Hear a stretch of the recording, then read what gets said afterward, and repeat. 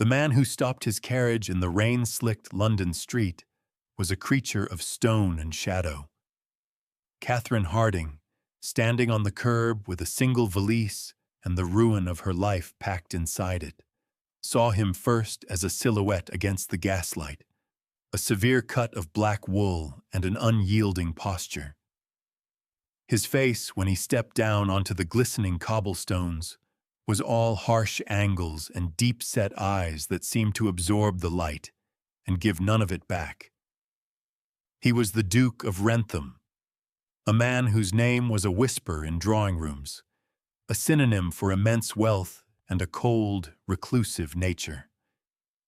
She knew of him as one knows of a remote and dangerous mountain peak. He moved towards her, his boots making no sound that could be heard over the drumming of the rain. He did not offer a greeting. He did not offer pity. He stopped a pace from her, his gaze sweeping over her sodden cloak and the defiant set of her jaw. "Miss Harding," he said. His voice was a low baritone, devoid of inflection, a voice for stating facts. "You find yourself in a position of some difficulty." It was not a question. Catherine did not flinch. The public humiliation of her fiancé casting her aside at the altar for a wealthier bride was still a fresh, raw wound, but she would not show it to this stranger. "Your Grace," she replied, her own voice steady despite the tremor of cold in her bones. "Your assessment is correct." The corner of his mouth, a grim line, tightened almost imperceptibly. "I have a proposition for you. It is not one of romance. It is one of utility." He looked from her eyes to the small, worn valise at her feet, then back. "You require a name, a roof, and security. I require a duchess to manage a household I have no interest in, and to satisfy the terms of my father's will. My estate is a machine that requires a competent operator. I am told you are competent." The rain plastered a strand of her brown hair to her cheek. She did not brush it away. "And what would be the terms of this operation?" she asked, the word tasting of metal and frost. "You would be the Duchess of Wrentham. You would have access to the Wrentham fortune, a staff to command, and my protection from men like Lord Ashworth," he said, naming her former fiancé without a flicker of emotion. "In return, you will manage my estates, host the necessary social engagements, and present a convincing facade of a respectable marriage. There will be no emotional demands. I will not offer affection, companionship, or love. I expect none in return. It will be a contract, honored with the same dispassion as any other business arrangement." He extended a gloved hand, not to her, but towards his waiting carriage, the door held open by a footman. "My carriage is dry. My solicitor is waiting at my London house. You have 60 seconds to decide." A gust of wind drove the rain harder, and Catherine shivered. She looked at the dark, silent interior of the carriage, then at the Duke's impassive face. He was offering her a prison of cold indifference, but it was a prison with walls, a roof, and a lock on the door. It was safety. Her previous life had been a cage decorated with false sentiment and gilded with promises that had proven worthless. Cold honesty felt in that moment like the rarest form of kindness. She took a single step forward. "Very well, Your Grace," she said, her voice clear above the storm. "I accept your terms." The door closed behind her, shutting out the sound of the rain and the sight of the life that had just ended. Thank you for joining us. Subscribe for more stories of impossible bargains and unexpected love, and let us know in the comments where you're watching from tonight. The story of Catherine Harding is just beginning. Her life before this desperate moment on a rain-swept street had been a study in quiet servitude and unacknowledged brilliance. She was the only daughter of Baron Harding, a man whose title was far grander than his finances. After her mother's death, her father had remarried a woman with 2 daughters of her own, and Catherine's world had shrunk to the size of the estate's dusty accounting office. While her stepmother, Lady Harding, and her daughters, Clara and Rose, practiced their watercolors and planned parties, Catherine managed the ledgers. It was she who saw the rot in the estate's foundations, the debts piling up like autumn leaves, the tenants' rents that were insufficient to cover the cost of repairs. She negotiated with suppliers, stretched every shilling, and devised a system of crop rotation that marginally increased their yield. Her father praised her diligence in private, but took the credit in public, while her stepmother treated her competence as a social failing, a dreary, unfeminine obsession with figures. "A woman's mind should be a garden of pleasant thoughts, Catherine," she would say over dinner, "not a ledger book full of vulgar sums." Her stepsisters would giggle behind their hands. Her engagement to Lord Ashworth had been her father's masterstroke, a union meant to save them all.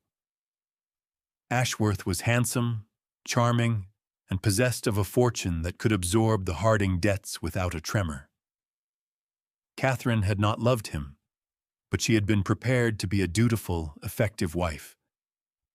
She saw him as a business partner, and she had approached the marriage with the same methodical planning she applied to the estate.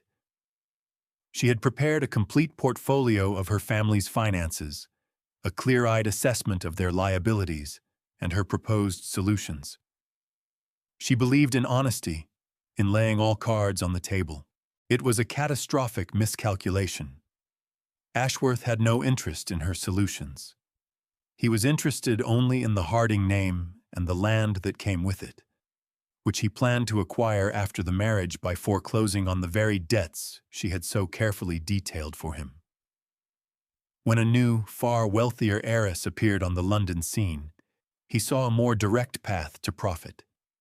He used Catherine's own honest accounting against her, feigning shock and betrayal at the hidden scale of her family's poverty.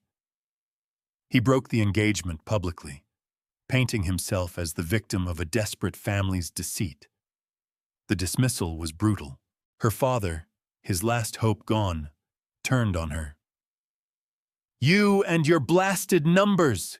he had shouted, his face purple with rage. "You drove him away with your unwomanly forwardness." Her stepmother had her bags packed within the hour.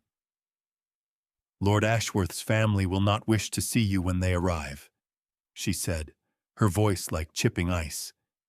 "It is better for everyone if you are simply gone." The only person who showed her any kindness was Sarah, a young housemaid who had worked with Catherine on the household budgets. As Catherine stood in the hall, her valise by the door, Sarah pressed a small, lumpy purse into her hand. "It's not much, miss," she whispered, her eyes full of tears. "But it's honest earned." That small act of loyalty was the only warmth Catherine carried with her out into the cold London rain, where the Duke of Wrentham's carriage was, for some unknowable reason, waiting as if by appointment. Wrentham Manor was not a house, it was a geological formation. It rose from the rolling hills of the countryside like a cliff face of grey stone, its mullioned windows dark and watchful. There were no welcoming lights, no scent of baking bread, only the clean, cold smell of rain-washed stone and damp earth. The silence inside the grand entrance hall was absolute, a heavy, weighted thing that seemed to press in on Catherine from all sides. The floors were polished marble, the walls paneled in dark, unforgiving oak. A single, severe-looking woman in a black dress stood waiting at the base of a sweeping staircase. "Mrs. Gable," the Duke said, his voice echoing slightly in the cavernous space. "This is the Duchess. See to her rooms?" He did not wait for a reply, turning on his heel and disappearing into a corridor, his footsteps receding into the profound silence. Mrs. Gable, the housekeeper, had eyes the color of slate and a mouth set in a permanent line of disapproval. She gave Catherine a single, comprehensive look that took in her plain traveling dress and the exhaustion etched on her face. "This way, Your Grace," she said, the title sounding foreign and sharp in the cold air. The rooms she was shown to were vast and opulent, furnished with heavy mahogany and dark velvet curtains that blocked out what little light the dreary afternoon offered. A fire had been laid in the hearth, but not lit. A young maid with wide, curious eyes and a nervous habit of smoothing her apron was turning down the bed. "This is Eliza," Mrs. Gable announced. "She will be your personal maid." Eliza curtsied, her gaze darting from Catherine to the housekeeper and back again. Later that evening, a footman summoned her to the Duke's study. The room was a fortress of books, with shelves stretching from floor to ceiling, accessible by a rolling ladder. The Duke, Alistair, was standing by the fire, a glass of amber liquid in his hand. He gestured to the chair opposite his desk. "Sit." Catherine sat. The chair was hard leather, cold against her back. He did not join her, remaining by the fire as if for warmth, though the flames seemed to give none. "We will be married by special license tomorrow morning," he stated, as if discussing the weather. "The announcement will appear in the Times the following day. I have already dispatched my solicitor to settle your father's most pressing debts. Not all of them. Just enough to keep him from debtor's prison. He will receive a letter informing him of your marriage with no return address." He paused, taking a slow sip from his glass. "Your duties will begin immediately. The estate accounts are in that ledger on the desk. They are, I believe, in a state of disarray. You will have full authority over the household staff and all domestic expenditures. You will answer to no one but me. A dressmaker will arrive the day after tomorrow. You will require a wardrobe befitting your new station." He finally turned to look at her, his expression unreadable in the flickering firelight. "I will reiterate the terms, so there is no misunderstanding. I will provide for you. I will protect your name and your person. I will be your husband in the eyes of the law and the world. But in this house we are colleagues. Do you understand?" "I do," Catherine said, her voice a quiet echo in the book-lined room. The coldness of the arrangement did not frighten her. It was a relief. Cruelty disguised as affection had nearly destroyed her. The Duke's stark, unadorned indifference was a language she could understand. It was a foundation, however cold, upon which something solid could be built. "Then we are in agreement," he said. He finished his drink and placed the empty glass on the mantelpiece with a quiet click. "Eliza will show you to the dining room. I take my meals alone." With that, he turned back to the fire, a clear dismissal. Catherine rose and left the study, closing the heavy oak door behind her, the sound of the latch clicking into place like the final seal on a contract. In the days that followed, Catherine learned the rhythms of Wrentham Manor. It was a house that ran on silence and efficiency, a perfect reflection of its master. The staff moved like ghosts through the long corridors, their faces impassive, their voices low. The Duke was a spectral presence himself, seen at a distance across the vast lawns, or heard as a door closing late at night down a far hallway. They shared breakfast in a cavernous dining room, seated at opposite ends of a table long enough for 20, the space between them a chasm of unspoken agreement. He would read his papers, she would review household receipts. The only sounds were the rustle of a page turning and the faint clink of silver on porcelain. Catherine did not wait for an invitation to begin her work. The ledgers, as the Duke had warned, were a disaster. The previous steward had been either incompetent or dishonest. and years of neglect were evident in every miscalculation and overpriced supply contract. She spent her first week in the estate office, a small, cold room off the main kitchens, tracing every expenditure, cross-referencing every invoice. She discovered they were paying nearly double the market rate for grain from a supplier who was a distant cousin of the former steward. She found contracts for repairs to the east wing roof that had been paid for 3 times over, though the roof still leaked. Methodically, she began to untangle the mess. She sent for the supplier and, in a calm, firm voice, renegotiated the price of grain, presenting him with quotes from 3 other local mills. He blustered, then folded. She dismissed the building firm that had been defrauding the estate for years and hired a local crew whose reputation was solid. Mrs. Gable watched all of this with a stony expression, her judgment held in reserve. The other servants whispered, their suspicion of the new, sudden Duchess warring with their surprise at her quiet competence. Eliza, the young maid, was her only source of warmth.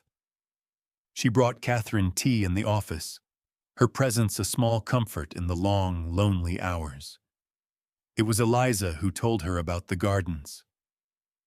"The West Wing gardens, Your Grace," she said one afternoon, her voice hesitant. "They used to be the most beautiful in the county.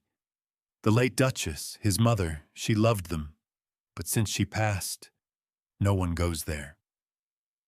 Intrigued, Catherine sought them out.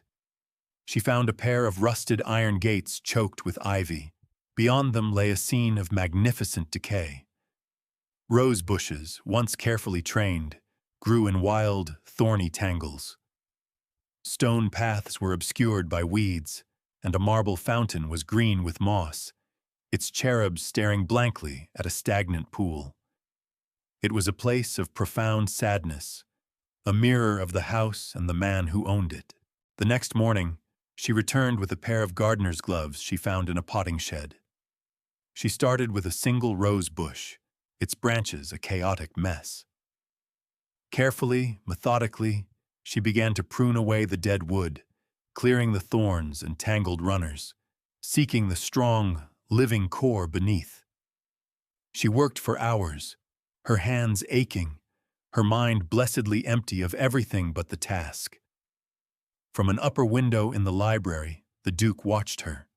He saw her kneeling in the dirt, her brow furrowed in concentration, her movements precise and focused. He had seen that same expression on her face as she pored over his ledgers. He had contracted for a manager. He had not anticipated this quiet, determined restoration. He watched until the light began to fail, an unreadable expression on his face, before turning from the window and retreating back into the shadows of the house. The discovery came on a Tuesday, a day of relentless, weeping rain that confined Catherine to the house. Driven by a need to bring order to every corner of her new domain, she had decided to organize the estate archives, a room in the unused north wing that smelled of dust and decaying paper. Piles of document boxes were stacked precariously, their contents spilling onto the floor. It was a history of the Wrentham estate in receipts, deeds, and letters, generations of life reduced to ink and parchment. She worked all day, sorting, labeling, and shelving, a fine layer of dust settling on her dark dress. Late in the afternoon, tucked away behind a row of crumbling legal texts, she found a heavy, locked file box made of tin. There was no key. Curiosity, a feeling she had long suppressed, stirred within her. She found a letter opener on a nearby desk, and after a few minutes of careful work, managed to pry the lock open. The contents were not ancient deeds or tenant rolls. They were newer, bundles of letters and financial documents tied with faded ribbon, all dating from the past year. Her breath caught in her throat. The correspondence was between the previous Duke of Wrentham, Alistair's late father, and her own father, Baron Harding. It detailed in stark, unforgiving terms the massive debt her father owed to the Wrentham estate, a gambling debt he had foolishly tried to hide. It was the debt that had sealed her family's ruin. But as she read on, the story became more complex. A second set of documents showed that upon his father's death, Alistair, the new duke, had personally purchased the debt from the estate's executors. The date on the transfer was 2 months before her engagement to Lord Ashworth had been announced. He had owned her family's fate for almost half a year. The final document was a solicitor's letter, a draft, addressed to her father. It stated that the Duke of Wrentham was aware of Baron Harding's arrangement with Lord Ashworth, and that, should Ashworth attempt to use the Harding debts to seize the family's land after the marriage, the Duke would call in his own senior debt immediately, bankrupting them all. He had been protecting her, or rather, he had been protecting her family's assets from her fiancé. The cold, indifferent man who had offered her a loveless contract had been a silent, unseen player in the final disastrous act of her old life. Why? The question echoed in the dusty, silent room.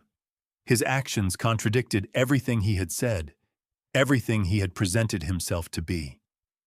This was not the work of a man seeking a simple, useful marriage.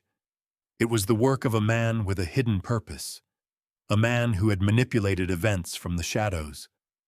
The foundation of their clear, transactional agreement fractured, replaced by a disorienting sense of betrayal. The cold honesty she had valued was a lie. He had known everything about her vulnerability, not by observation, but by design. She gathered the papers, her hands trembling slightly, and left the archive room, the tin box feeling as heavy as a block of stone in her arms. She walked directly to his study, her purpose a cold, hard line. She would have the truth. Trust was not part of their contract, but honesty was its bedrock, and that bedrock had just turned to sand. She found him in his study, as she knew she would, the room lit only by a single lamp on his desk and the low fire in the hearth. He looked up as she entered, his expression betraying no surprise at her unannounced arrival. She walked to the desk and placed the tin box on the polished wood between them. The sound was unnaturally loud in the quiet room. "I believe this belongs to you," she said, her voice low and steady. Alistair looked at the box, then at her face. He saw the cold anger in her eyes, the rigid set of her shoulders. He did not feign ignorance. He simply inclined his head, a silent acknowledgement. "You will explain this," she said. It was not a request. "There is little to explain," he replied, his voice as toneless as ever. "The documents are self-evident. They are evidence of your interference in my life long before we ever met. You told me you required a competent manager for your estate. You failed to mention you had been surveying the candidates like a farmer inspecting livestock." The accusation hung in the air, sharp and bitter. For the first time since she had met him, a flicker of something, regret perhaps or frustration, crossed his face. He rose from his chair and walked to the window, staring out at the rain-streaked darkness. It was not like that. Then what was it like? She pressed, refusing to let him retreat into silence. He was silent for a long moment before he spoke, his back still to her. "I attended a dinner in London last spring. You were there with your father and Ashworth. I overheard you in conversation with Lord Pemberton. You were not discussing gossip or fashion. You were debating the merits of land drainage techniques and the use of lime in acidic soil. You had more practical knowledge of estate management than any man in that room." He turned from the window, his eyes meeting hers across the room. "I was impressed. My own estate was being mismanaged into the ground. I made inquiries. I learned of your father's financial situation, of the arrangement with Ashworth. I saw him for what he was, a predator. I bought the debt to protect the Harding estate from him. I intended it as a shield for your family, not a weapon against them. A shield you never told me you possessed, she countered. Before I could decide how to act, Ashworth found his wealthier heiress and cast you aside. My intervention became moot. When my man in London informed me that you had been turned out of your home, I acted on the only course that remained. His honesty was disarming, a stark, unvarnished account that rang with the uncomfortable weight of truth. He had not been malicious. He had been strategic, and in his own cold, detached way, protective. The anger in her chest began to recede, replaced by a confusing mixture of resentment and a strange, unwelcome flicker of gratitude. Before she could formulate a reply, the butler appeared at the study door, his expression flustered. "Your Grace," he said, his voice strained. "You have a visitor, a Lord Ashworth." Catherine's blood ran cold. Alistair's face hardened into a mask of granite. "Show him into the drawing room," he commanded. He looked at Catherine, his gaze direct and unwavering. "He will not trouble you." "No," Catherine said, a sudden fierce strength surging through her. "He will not trouble us." She walked past him, out of the study and towards the drawing room, her back straight. She would face her own ghosts. But for the first time, she was not facing them alone. Lord Ashworth was standing by the fireplace in the formal drawing room, affecting an air of casual possession, as if he belonged there. He turned as Catherine entered, a perfectly practiced smile of concern on his handsome face. "Catherine, my dear," he began, stepping towards her. "I came as soon as I heard the news. This sudden, peculiar marriage. I was worried for you. To be spirited away by a man like Rentham. Your concern is approximately 6 weeks too late, my lord." Catherine cut in, her voice as crisp as winter frost. She stopped in the center of the room, leaving a wide expanse of carpet between them. "And it is entirely unwelcome." Alistair entered behind her, a silent, imposing shadow at her back. He did not speak, simply stood with his arms crossed, his presence a palpable weight in the room. Ashworth's smile faltered for a second before he recovered. "I see you are well, at least," he said, his tone shifting to one of gentle reproach. "But you must understand my position. I felt responsible. I feared you were in some kind of distress, perhaps coerced into this arrangement. The only distress I have suffered recently was at your hands, Lord Ashworth," Catherine said, her voice ringing with a clarity that surprised even her. "You publicly humiliated me and cast me aside for a higher bidder. That you now present yourself as my protector is an insult to my intelligence." Ashworth's face flushed a dull red. He looked past her to the Duke. "Rentham, surely you can see this is unseemly. A woman of her delicate emotional state. Perhaps she should rest." "The Duchess," Alistair said, his voice a low rumble, "is perfectly lucid, and she is in her own home. You are not.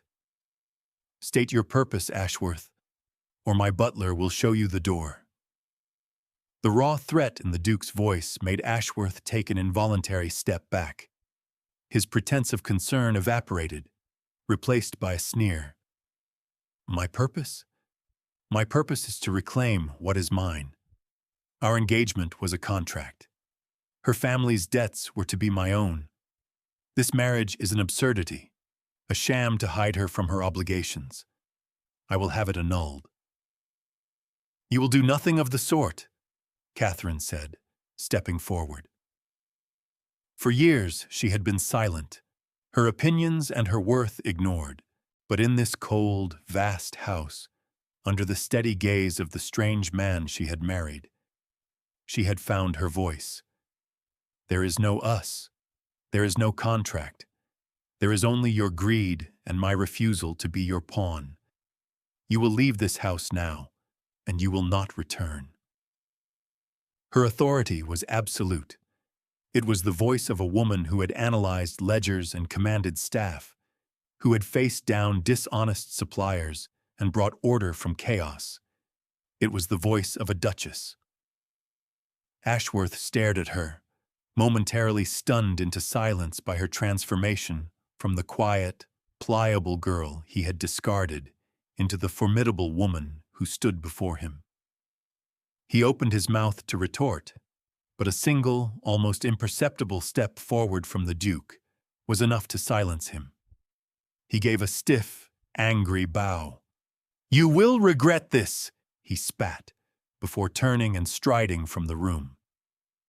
The sound of the heavy front door closing echoed through the hall. The silence that descended was different from the house's usual quiet.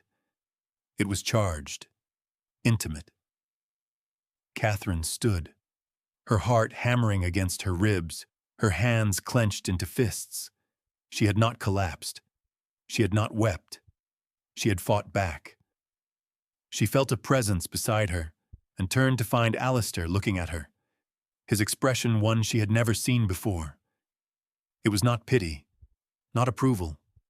It was a profound, quiet respect. Later that night, unable to sleep, Catherine made her way to the library. The confrontation with Ashworth had left her shaken, but also strangely energized. The fire was burning low, casting long, dancing shadows over the towering shelves of books. She was not surprised to find Alistair there, seated in one of the large leather armchairs, a book lying open but unread in his lap. He looked up as she entered, but said nothing, simply watching her as she moved to the hearth and warmed her hands before the embers. For a long time, they existed in a shared silence that was no longer a chasm but a space of quiet understanding. "Thank you," she said finally, her voice soft in the still room. "For what?" he asked, his own voice losing some of its usual harsh edge.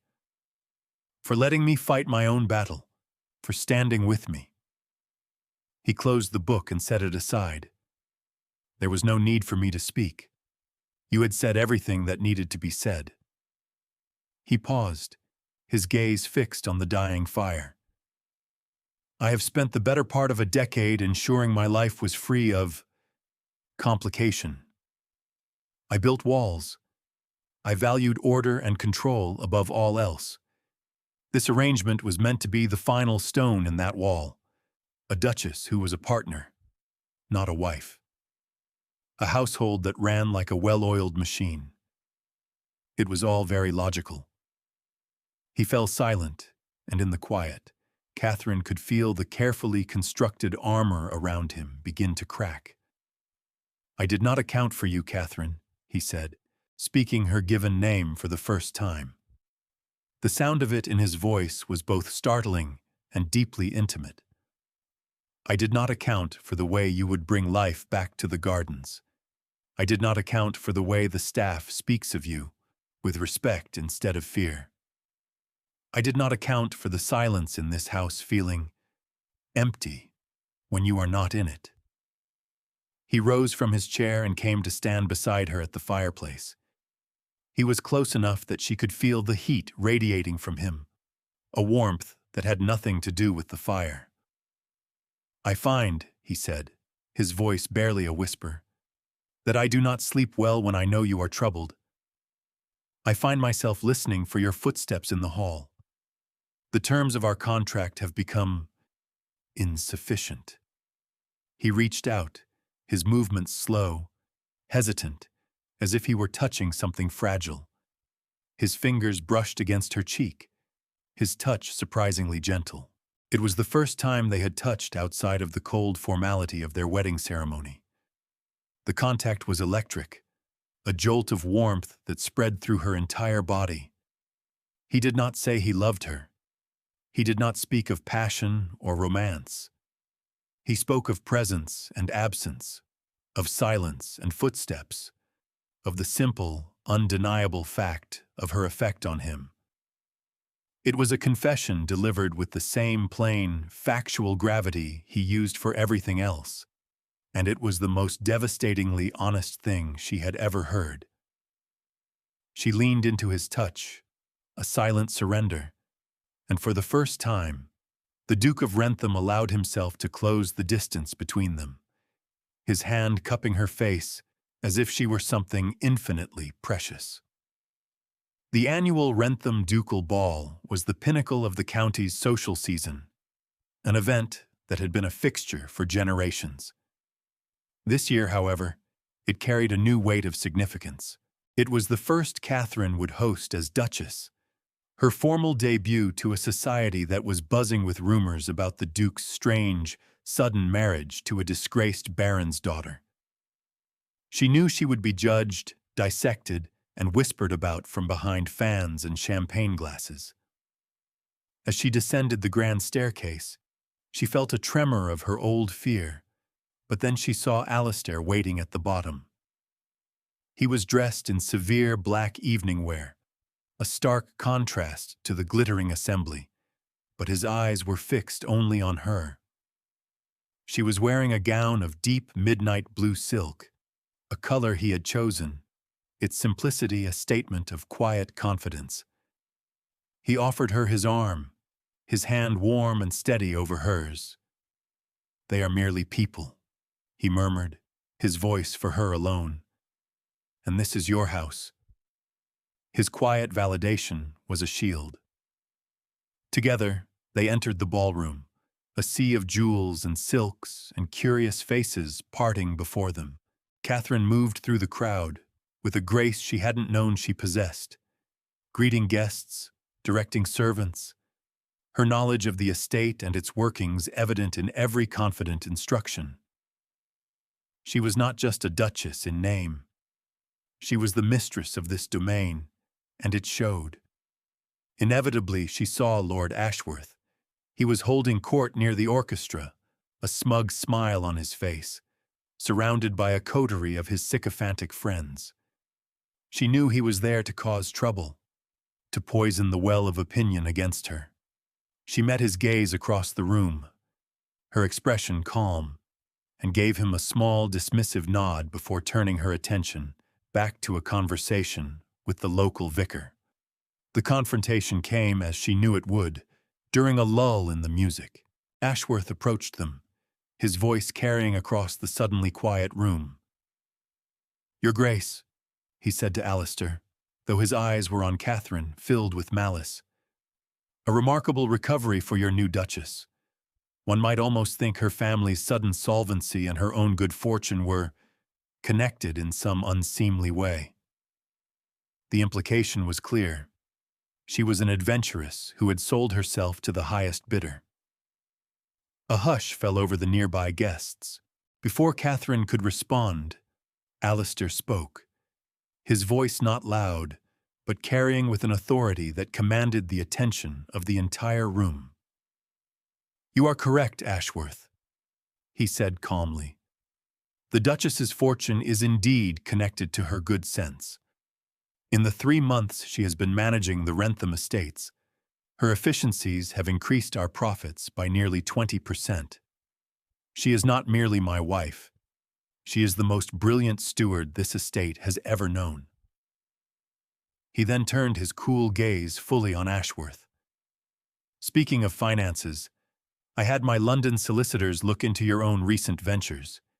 It seems your fortune is built upon a series of fraudulent land speculations that have left a dozen good families, including the Pembertons, on the brink of ruin. I believe the magistrates will find the evidence they've compiled to be of great interest." He produced a thin sheaf of papers from his coat pocket and handed them to a stunned Lord Pemberton, who stood nearby. Ashworth's face went white as a sheet. The crowd erupted in murmurs, their gazes shifting from Catherine with suspicion to Ashworth with contempt. He was ruined, Exposed by his own venom, he turned and fled the ballroom, a pariah. Alistair turned back to Catherine, his expression softening as he looked at her. He raised her hand to his lips in front of everyone. "My Duchess," he said, his voice full of a pride that was fierce and undeniable. The world had seen her as discarded. He had just shown them she was essential. A few months later, the world had softened into the gentle warmth of late spring. The West Wing gardens, once a tangled ruin, were now a symphony of color and life. The stone paths were clear, the fountain bubbled with fresh water, and the rose bushes, pruned and tended with Catherine's own hands, were heavy with blossoms of crimson, white, and pale pink. It had become their sanctuary, the one place where the weight of title and duty fell away. They often worked there together in the quiet afternoons, a comfortable silence between them as they weeded and staked, their hands in the rich soil. On this day, Catherine was carefully tying up a climbing rose whose blossoms spilled over a stone wall. Alistair was nearby, cultivating the earth around a bed of lavender, the sleeves of his white shirt rolled to his elbows. The austere, forbidding Duke was gone, replaced by a man at peace in his own home. He stopped his work and came to stand beside her, watching her nimble fingers secure the branch. "Catherine," he said, his voice quiet.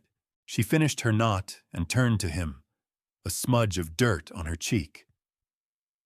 "I had a conversation with my mother the evening before our wedding," he began, his gaze steady and serious.